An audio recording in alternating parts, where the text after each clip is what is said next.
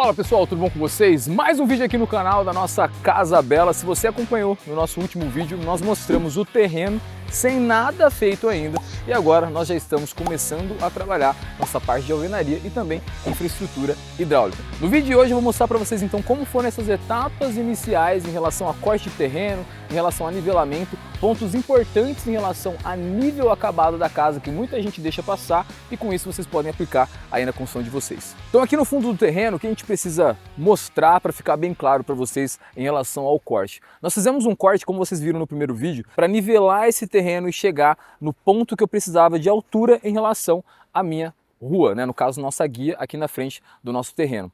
Com isso, a gente gerou um pequeno desnível, né? Então vocês podem ver que aqui nessa parte de cá eu estou ainda com esse perfil natural do solo e aqui eu estou no nível onde realmente essa casa vai ficar. Lá daquela parte direita da casa eu começo com um desnível um pouco menor e conforme, né, como eu tinha um terreno que ele caía para a minha direita, conforme eu venho para a esquerda a gente gerou esse corte aqui, sendo que lá no outro lado a gente chegou com uma altura média ali de 1,10 m, 1,20 m. O que eu gerei com isso? Eu gerei a necessidade aqui de um muro de arrimo. Então esse muro aqui, o que acontece muitas vezes em construções por aí é que as pessoas acabam fazendo esse muro de uma forma incorreta, esse muro de uma forma como se ele fosse apenas de divisa. Se ele é um muro de arrimo, qual que é a finalidade dele? É conter, no caso, essa pressão que essa terra que nós temos aqui, que ela, depois que a gente finalizar a construção do muro, a gente vai aterrar atrás desse muro, essa terra ela vai fazer o quê? Ela vai estar sempre empurrando esse muro, de uma forma que se ele for um muro que ele não tem uma estrutura para suportar essa carga lateral, ele pode vir a tombar.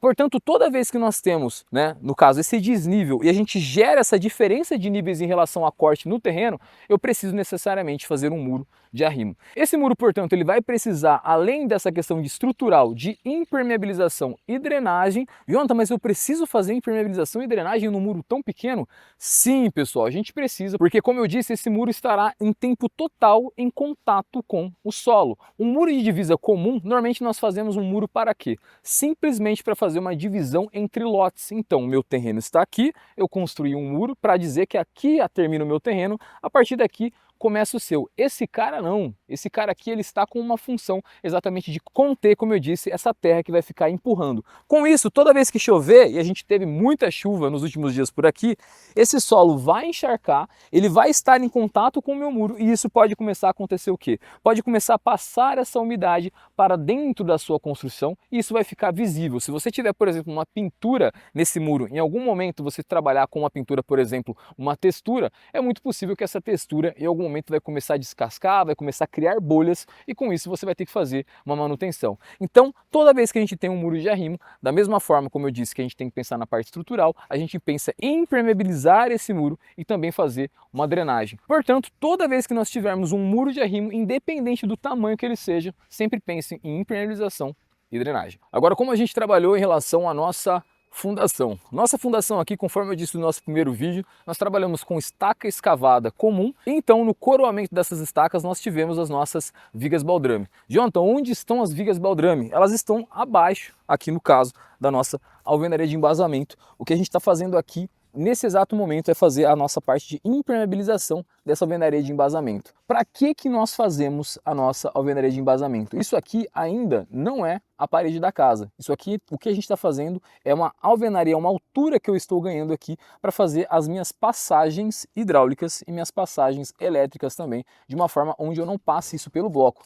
Conforme a gente explicou mais uma vez em relação ao nosso primeiro vídeo aqui, essa casa ela será totalmente feita em alvenaria estrutural. Portanto, eu não posso passar nada, no caso, passar a fazer uma passagem nessa alvenaria que possa enfraquecer a estrutura. Então aqui eu estou fazendo a minha alvenaria de embasamento, aqui a gente já fez a parte de reboco, né? Então a gente fez com um bloco, a gente fez um reboco inicial já com produto impermeabilizante nessa massa, esse reboco lateral, e agora a gente está entrando aqui com argamassa polimérica fazendo as laterais e vamos fazer o topo ainda também. Outro ponto importante em relação à nossa alvenaria de embasamento. É importante a gente pensar sempre em relação ao nível dessa casa para eu saber qual altura que isso vai ficar e também isso vai definir qual a altura do corte, né? No caso a quantidade do corte que eu vou fazer nesse terreno.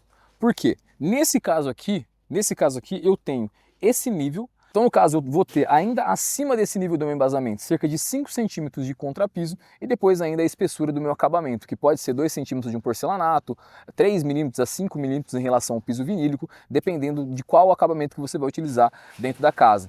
Com isso, então, eu preciso pensar no momento do meu corte exatamente qual é a altura, qual que é o tanto que eu preciso tirar desse terreno para que realmente no meu nível acabado nessa casa, que a gente definiu 50 centímetros acima da nossa guia lá da frente, quanto que eu preciso descontar para realmente chegar na altura de embasamento e depois chegar à minha altura de piso acabado dessa casa. Muitas vezes isso não é definido no momento que a gente começa essa parte de construção, por exemplo, onde a gente vai fazer uma terraplanagem inicial e depois, ao decorrer da obra, é necessário ou encher, no caso subir, né, se caso a casa ficou baixa, subir mais uma fiada de embasamento, que daria mais trabalho de fazer, ou no caso depois entrar com uma máquina de novo para fazer uma nova retirada de terra para abaixar esse nível. Então sempre pensem muito em relação a essa questão do piso acabado da casa, ele vai ser a referência de vocês do início até o final dessa construção. Mais um avanço que nós tivemos aqui na nossa Casa Bela é o nosso canteiro de obras. Então no primeiro vídeo eu mostrei que nós não tínhamos nada por aqui, mas que nós tínhamos a possibilidade de trabalhar com um terreno de apoio. Toda a parte de armazenamento dos materiais praticamente está sendo feita aqui no nosso lote de apoio. Então a gente tem aqui blocos, eu tenho atrás de mim areia, brita, a nossa betoneira, que nós vamos fazer uma central ainda, né, no caso de produção de argamassa, e mais aos fundos algo que é muito importante a gente sempre pensar também em terrenos que eu vou ter um corte, que eu vou ter um aterro, eu tenho uma quantidade considerável, até vamos dizer assim, de terra. Então essa terra eu não mandei embora.